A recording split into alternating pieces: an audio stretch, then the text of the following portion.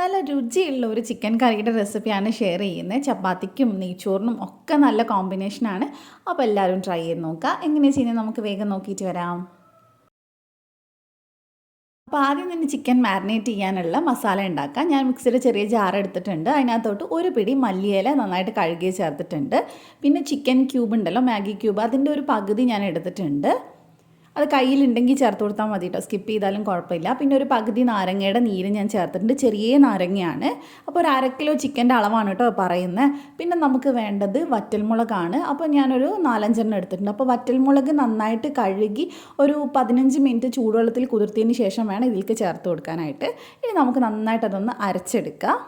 അപ്പോൾ ഞാനിത് 1/2 kilo chicken എടുത്തിട്ടുണ്ട്. അതിനകത്തോട്ടൊരു 1/4 ടീസ്പൂൺ മഞ്ഞൾപ്പൊടി ചേർത്തിട്ടുണ്ട്, 3/4 ടീസ്പൂൺ ഇഞ്ചി വെളുത്തുള്ളി പേസ്റ്റും ചേർത്തിട്ടുണ്ട്.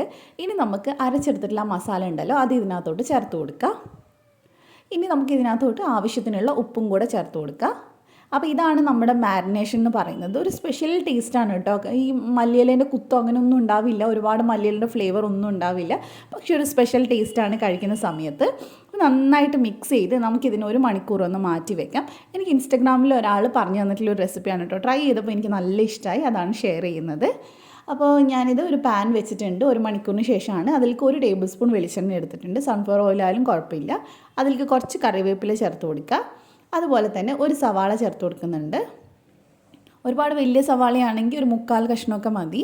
ഒരു മീഡിയം സൈസിലെ സവാള ഞാൻ എടുത്തിട്ടുള്ളത്. ഇനി നമുക്ക് ഇതിനൊന്ന് വഴറ്റിയെടുക്കാം. നമ്മൾ ഓൾറെഡി ചിക്കനിൽ ആവശ്യത്തിന് ഉപ്പിട്ടിട്ടുണ്ട്. അപ്പോൾ സവാളക്ക് വേണമെങ്കിൽ ഈ നേരത്തെ ഒരു ഇത്തിരി ഉപ്പ് വേണമെങ്കിൽ ഇട്ട് കൊടുക്കാം കേട്ടോ, ഒന്ന് പെട്ടെന്ന് വഴറ്റി കിട്ടാനായിട്ട്. അപ്പോൾ ഏകദേശം സവാള കടിക്കണ പരുവൊക്കെ ഒന്ന് മാറിയിട്ടുണ്ട്. ഇനി നമുക്കിതിനകത്തോട്ട് മാരിനേറ്റ് ചെയ്ത് വെച്ചിട്ടുള്ള ചിക്കൻ ഉണ്ടല്ലോ, അത് ചേർത്ത് കൊടുക്കുക. ഇതങ്ങനെ ഒരുപാട് ഗ്രേവിയുള്ള കറിയല്ല, കുറച്ച് എന്താ പറയുക, അത്ര ഗ്രേവി ഇല്ലാത്ത ഒന്ന് വറ്റിയിട്ടുള്ള ഒരു കറിയാണ് കേട്ടോ. അപ്പോൾ ചപ്പാത്തിക്കൊക്കെ നല്ല കോമ്പിനേഷനാണ്. അപ്പോൾ നന്നായിട്ടൊന്ന് മിക്സ് ചെയ്തിട്ടുണ്ട്. ഇനി ഞാനൊരു 1/4 കപ്പ് വെള്ളവും കൂടെ ചേർത്ത് കൊടുക്കുന്നുണ്ട്. ഇനി നമുക്കിതിനെ ഒന്ന് അടച്ച് വെച്ചിട്ട് വേവിച്ചെടുക്കാം. വളരെ സിമ്പിളാണ് കേട്ടോ ചെയ്യാനേ. അപ്പോൾ അടച്ച് വെച്ച് നമുക്ക് വേവിച്ചെടുക്കാം. അപ്പോൾ ഈ റെസിപ്പി പറഞ്ഞു തന്ന ആളാരാന്ന് ഞാൻ ഓർക്കുന്നില്ല, പേര് ഞാൻ മറന്നുപോയി. അപ്പോൾ അയാൾ ഈ വീഡിയോ കാണുകയാണെങ്കിൽ ഒന്ന് കമൻറ്റ് ഇടണേ. അപ്പോൾ നമുക്കിത് നന്നായിട്ടൊന്ന് മിക്സ് ചെയ്തെടുക്കാം. ഏകദേശം പകുതി വേവായിട്ടുണ്ട്. അപ്പോൾ ചിക്കനിൽ നിന്ന് വെള്ളമൊക്കെ ഇറങ്ങി വന്നിട്ടുണ്ട്. നമുക്ക് അടച്ച് വെച്ചിട്ട് ഒന്നും കൂടി ഇതിനെ ഒന്ന് ഒരു 5-6 മിനിറ്റും കൂടെ വേവിച്ചെടുക്കാം. അപ്പോൾ അതേ നമ്മുടെ ചിക്കൻ കറി ഇവിടെ റെഡി ആയിട്ടുണ്ട്. ഒരുപാട് ചാറൊന്നുമില്ല, കാണാൻ വലിയ ലുക്കൊന്നുമില്ല, പക്ഷേ നല്ല രുചിയാണ് കഴിക്കാൻ. എനിക്ക് നല്ല ഇഷ്ടമായിട്ടുണ്ട്. അപ്പോൾ നിങ്ങളൊന്ന് ട്രൈ ചെയ്ത് നോക്കുക.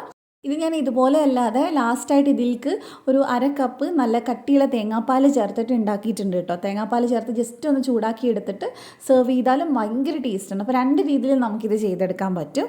അപ്പോൾ ട്രൈ ചെയ്തിട്ട് ഫീഡ്ബാക്ക് അറിയിക്കുക. റെസിപ്പി ഇഷ്ടമായിട്ടുണ്ടെങ്കിൽ ദിയാൻസ് കണ്ണൂർ കിച്ചൺ ഒന്ന് സബ്സ്ക്രൈബ് ചെയ്യണേ. ഫേസ്ബുക്കിലാണ് കാണുന്നെങ്കിൽ പേജ് ഒന്ന് ഫോളോ ചെയ്യണം. നമുക്ക് അടുത്ത റെസിപ്പി ആയിട്ട് വീണ്ടും കാണാം. Thank you for watching.